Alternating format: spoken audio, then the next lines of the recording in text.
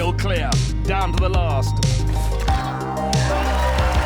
Into gold medal position goes Philipp Weishaupt for Germany.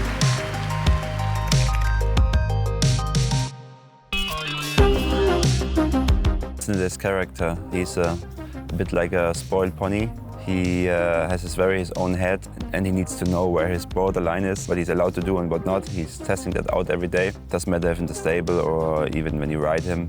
But once you have him on your side, he fights for you. He's not scared of anything. And yeah, he's a real athlete. He's a very special character, that's for sure.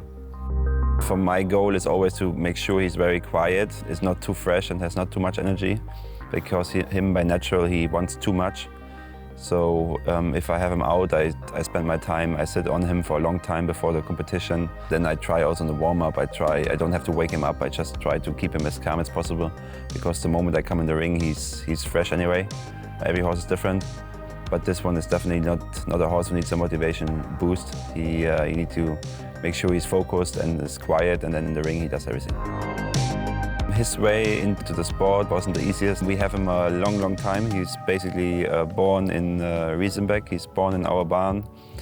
He's a product. Father and mother both are horses from the stable. Father Zineday is a former very successful Grand Prix horse from Ludger. And the mother, Elbi Paola, was very successful with Ludger and Hendrik van Eckermann back in the days. She won big Grand Prix with both of them.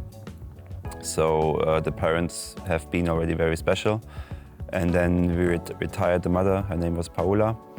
And the first foal she got was Zineday. So he's a very interesting story about him.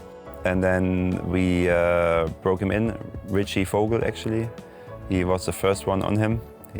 Back in the days he was my assistant rider. Had him until he was 4. And then Christian took over. Rode him as a 5, 6 and 7-year-old. There you could see already all his potential. And then after he was 7 or just halfway through 7, like in June, July, I got the ride on it. And yeah, the character of him was always a little bit difficult for him. He was a stallion till the end of 6. He was never really easy to handle. He was very powerful and wild. It was hard to keep him quiet. And yeah, I think I benefit a lot from the good job what Christian did with him in the very beginning of his career. I think that was a very important time for him to get him in order to go.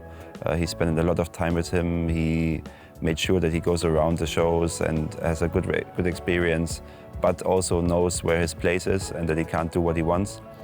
And Christian was great with that. And yeah, this is just a result of good work as a young horse, I think. I think what is very special in him is the way how he can move his body and what an athlete he is. He's like a rubber ball, but in the same time he can jump a house. Often you have like those horses which jump in such a perfect shape and so round. They don't cover really good the back bar, or they don't really have the last scope. But he is a mix of both. He can jump super round and like I said, like a rubber ball, and at the same time he can shoot forward over the oxers, and that makes him very special.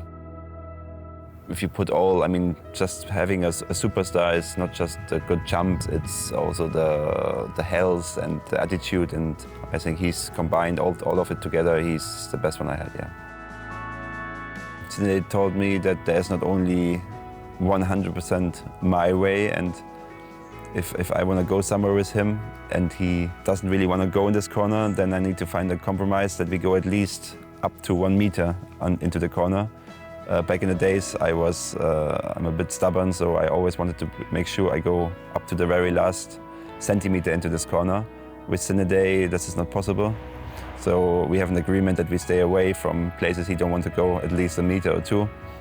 And that's okay, because as soon as we are jumping, he's fine with it. But if I really push him to go into this corner, he gets really against me, and then it's no more fun to have him. So I need to find a bit of a compromise, and this is, I think, what he told me.